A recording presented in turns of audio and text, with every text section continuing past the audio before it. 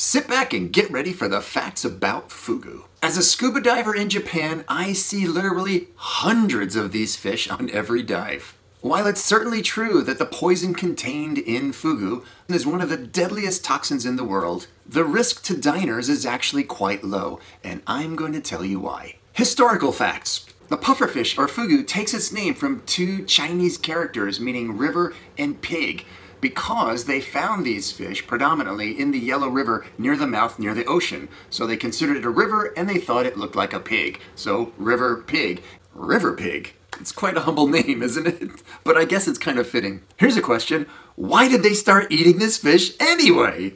Is my big question. And that's why I made my video, The Second Guide to Eat Fugu. I mean, there are lots of other fish in the sea. Literally millions. What was the fascination with this one? And the thing is, think about it.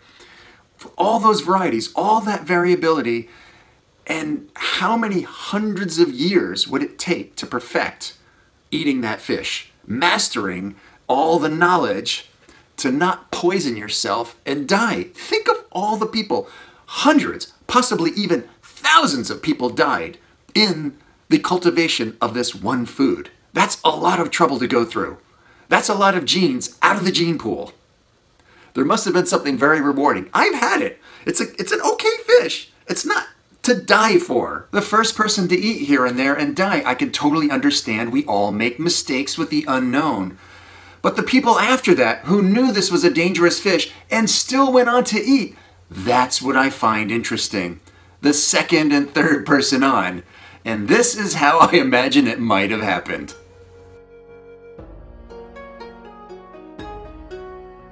Rashaimase! Hi. Hi. Hey, silly question, but what year is it in this skit? Mate, this skit is so far back in time, I don't know what year it is. Something like 2,000 years ago, back in the Jomon period of Japan. Dope. Sounds like the context, setting, and costumes in this skit are all bullshit. Totally. Times are tough. This is the only gig I could get. Same here. Holy cultural appropriation, Batman. Or maybe it's whitewashing. I don't even know. Yeah, I hear ya. I feel like Tom Cruise in The Last Samurai. Alright, catch you later. Alright, later. I'm still thinking. What are you having? I'll give this new fish a try. I like the name, Fugu. Fugu onegaishimasu. Oh, you're the first one to try. Very lucky. Here you go. Thank you.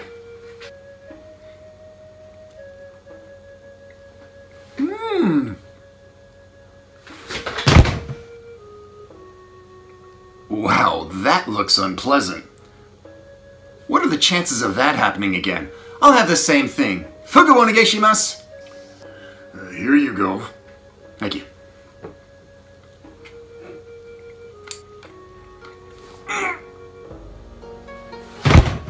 Geez, maybe I should stop selling this food. Hey, chef. How's that new fugu doing? It's a bit strong. Ooh, sounds mysterious. I'll have that.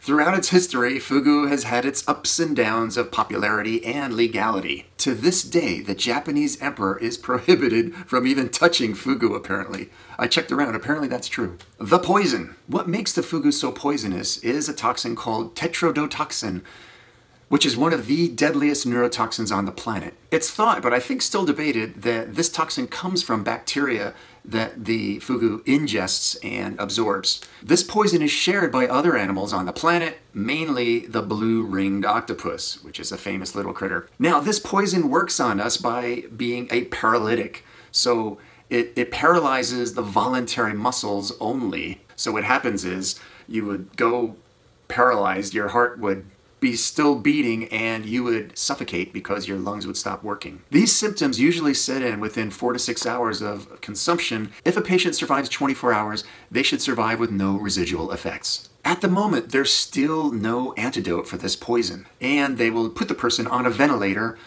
to assist their breathing. Historically speaking, more people used to die of this poisoning than today.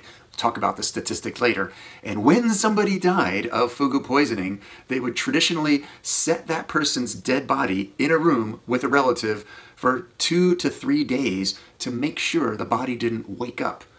Because it can happen that a person is put into such a low coma-like state where respiration and heartbeat is so low that they're actually still alive. And that comes to the next point, that apparently, this isn't confirmed, but it's debated, that in Haiti, fugu poison is a main ingredient, or an ingredient, to make somebody into a zombie.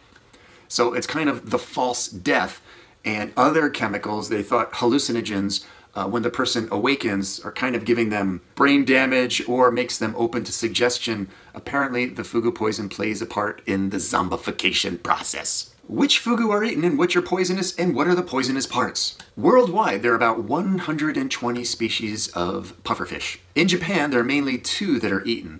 The torafugu, or the tiger fugu, which is the main one, and then there's the mafugu, which I've never had, and maybe I've never seen, I don't know. How is it eaten? It's eaten all kinds of ways. The most popular way is sashimi, which is sliced really thinly. You can almost see through it. It's also eaten in like a nabe, which is a soup. It can be grilled or fried, eaten in a salad, smoked. Which parts are poisonous? Here's the tricky part. This varies by the species and by the sex of the fish, which is hard to tell. Even the species is hard to tell. When I was doing the searching for this today, looking at, for example, mafugu, there are like 6 different kinds of mafugu. They all look the same. So it's incredible. So as I said, the skin, the eyes, the intestines, the gonads, and the liver. Now the funny thing about the liver is apparently the liver is delicious, and it's also poisonous. Hey, sewer rat may taste like pumpkin pie, but I'd never know because I wouldn't eat the filthy mother. So what has happened in history, how a lot of these people have died, is by eating parts of the liver, and the chef, now this is maybe 20, 30, 40, 50 years ago. Nowadays, this is highly illegal.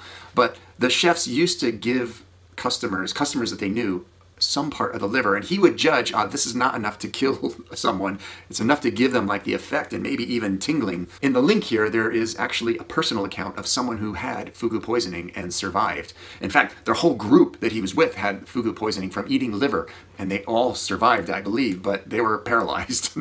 So it's said that a good chef can cross-contaminate just enough to give you some sensation on the tongue or fingers and yet not kill you. My personal research and personal experiences, that would be taking a huge chance, and nobody's doing that these days, maybe in the past, but that's not going to happen these days.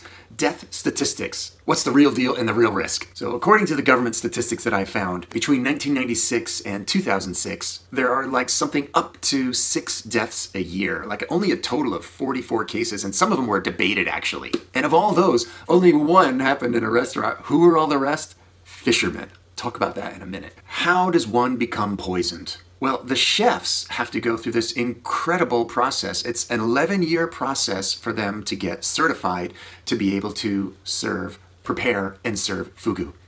Some years of that are in an apprenticeship, and then there's a course and tests and practical tests and written tests. So with all that preparation, how do people die? As I mentioned before, it's mostly fishermen. The only ways to be poisoned in a fugu restaurant now that I know of would be 1, by cross-contamination. So it was not prepared properly. In other words, some poison part touched or contaminated a non-poison part, or the knife or a dish or something cross-contaminated. From what I've seen, that's pretty rare. What also could happen is someone forgets to remove a poison part. Oddly enough, that happened not too long ago. I think it was 2006 or 2009. I read about some store that did not remove all the parts and they had to call up recall customers. Another thing that could happen, that has happened in the past, not going to happen so much anymore, is someone giving his customers the liver to try or to eat because he knows they love it.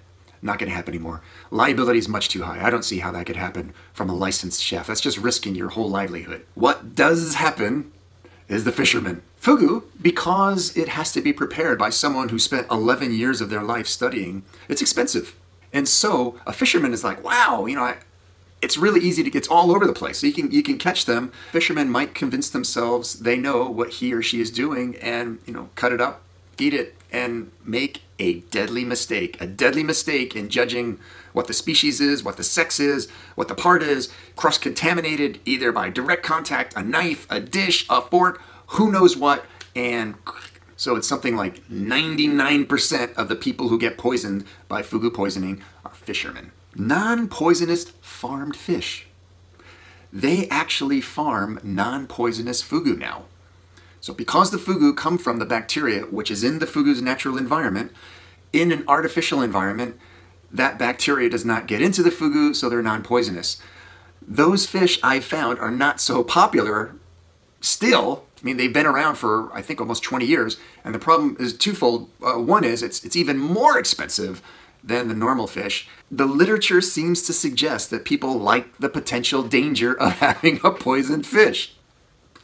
And I'm guessing probably there are something like 800 fugu chefs in Osaka alone. Osaka probably has the most, but Osaka, 800. They probably have kind of a powerful union. I'm guessing there might be some pushback against the commercialization of the non-poisonous fish.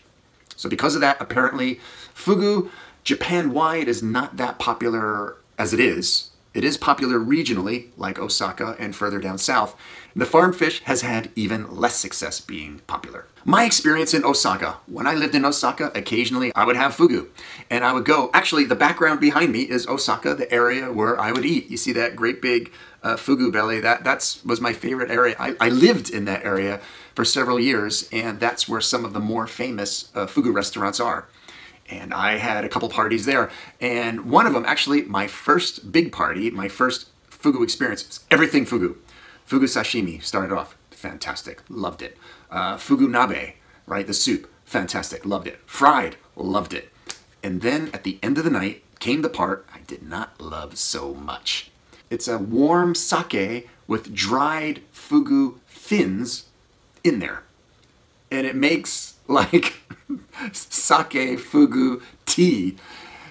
And it was at the end of the night. I'd already had a lot of drinking. I'd eaten a lot, and I brought that. I mean, that was just like this fishy sake soup, and the fins are still in there.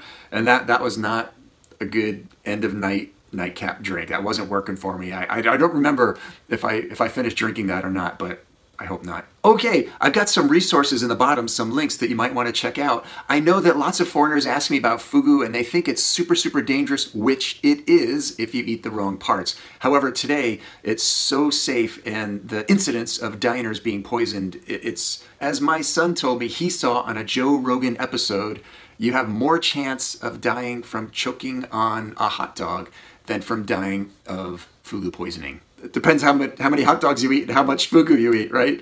So if you eat a lot of hot dogs, maybe your chances would be higher. All right, thanks for stopping in. Those were the facts about fugu. Catch you next time.